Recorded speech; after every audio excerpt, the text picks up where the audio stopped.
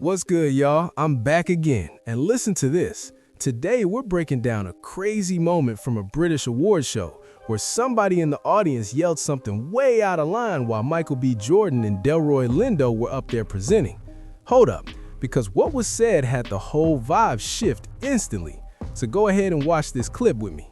True. And I made a list and checked it twice. Where do y'all want to begin? We could start with T.I. and 50 like some of y'all wanted to. I much rather start with BAFTA because it's so nuanced. Okay.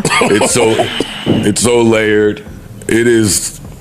It covers a lot. It does. It covers a lot. And it seems to be a lot of people confused out there. I knew y'all would be confused, so I was home looking up ableism. Just for y'all. I had no clue because I'm able. You have to tell me. I'm not familiar. Because you're able. That's probably true. Able privilege? Yeah, it's another box to check. Enlighten us. Y'all don't know neither what ableism is? No. Oh yeah, this is why I'm gonna keep it a buck with BAFTA. I don't know what a lot of them mean. A lot of isms. I just feel like people throw them around and use them wrong. Channel Live. That is the only ism I know. But go ahead.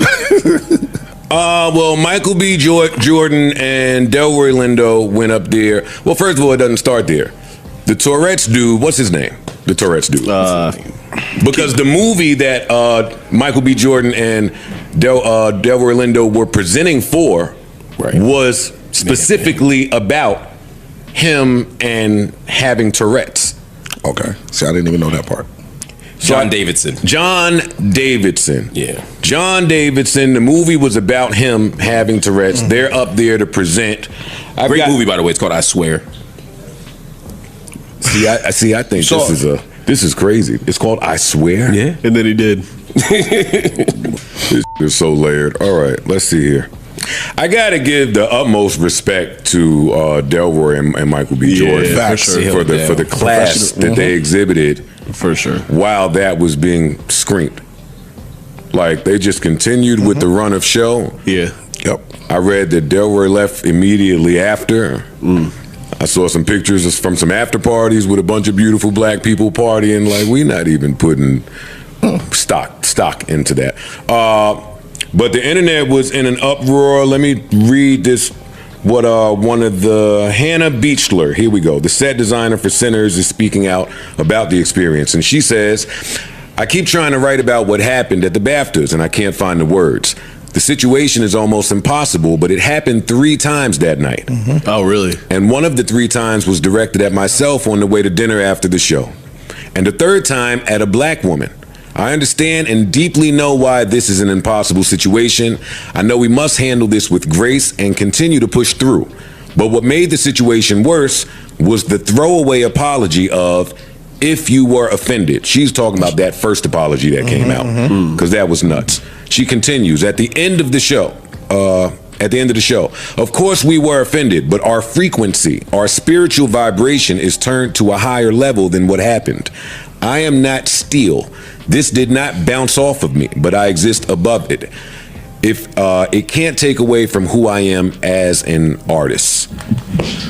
And the black community, or at least the black people I saw on the internet, were in a total uproar about this. They said that the guy is racist. It doesn't matter if he has Tourette's, because to say it, you'd have to be in your head already. I've read everything. I don't know a ton about Tourette's. Me neither. So I think everyone has an absolute right to be offended. That's offensive. What I never understood about Tourette's, and pardon the ignorance, again, I don't understand about Tourette's. I don't hear them just blurting out regular things. Anytime I see like someone with Tourette's, it's always curse words. No, it's not. Every time I've seen it. Well, that is a huge part of Tourette's. There's an actual word for it where, and again, pardon my ignorance, where there are things that you know not to say. That censor is turned off, so they just say those things. Like, that is a huge part of Tourette's. Okay. Right. All right. It almost makes an anti-racist argument, right? Because like the part in your brain that inhibits you from saying things is skewed. So you say the most up thing you know. You say the most outrageous thing you know. You say the most offensive thing you know. I was in an airplane. So just your filters removed. Now here's the wildest part. You won't believe this. Michael B. Jordan and Delroy Lindo kept it cool, calm, and completely professional, even though what was shouted at them was flat out shocking. But it's not just a filter, because that implies that like Partly. you want to say it, but you have good judgment to hold it back. Yeah. It's not that. Okay. It's that you actually can't stop saying things. You have no control over saying things that are awful. So some people have Tourette's will say the most awful, offensive thing. Like if I were to ask you what the most offensive word in the world you could say to somebody is, that's in your head. Like I mean, for example, if you had Tourette's, you would start saying the B word. As an example, right? Got it. I get it. You don't want to use it. You actually have a commitment to not using it. Right. So if you had Tourette's, you would start using it in this example because that's the worst thing you could say to somebody. Got it. Okay. Yeah. Thank you. Okay. That's why I give him some grace. You know what I mean? One of the dudes from BAFTA quit. One of the black production dudes quit. He said that it wasn't even so much about what the gentleman said, it was about their handling of it. Yeah. So they said that during the BAFTA somebody went on a pro-Palestine speech that was mad long. And they edited that. And out. they edited it. Yeah. But you didn't edit the man saying they didn't have enough production etiquette to edit that part out. And it was a 2-hour delay. Yeah, and they had a big delay. Yeah, a big 2-hour delay. It was not a live That's- broadcast. So That's pretty inexcusable then. true. And so the dude, he quit. He said that wasn't the first Pull that mic closer to you. racially driven or motivated thing that they've dropped the ball on in the last few years, and he was just like he can't tolerate it no more, and he resigned. And I was reading here, Warner Brothers executives immediately contacted BAFTA for them to pull it from the actual recording, because again, it's not live. So somebody dropped the ball somewhere in there. Like they heard it happen in the building. Hey,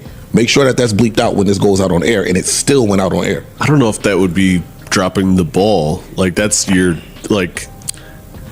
job, Right. As the It's a person's choice. in charge of censoring, like that's like the reddest of flag. Like, oh, stop everything, mark this down, take this out. Like, I mean, if you look at it that way, or because then the other side says, "Oh, this is a trifecta. If I hit it, I could have screamed at two black people. prestigious black people while they're on stage.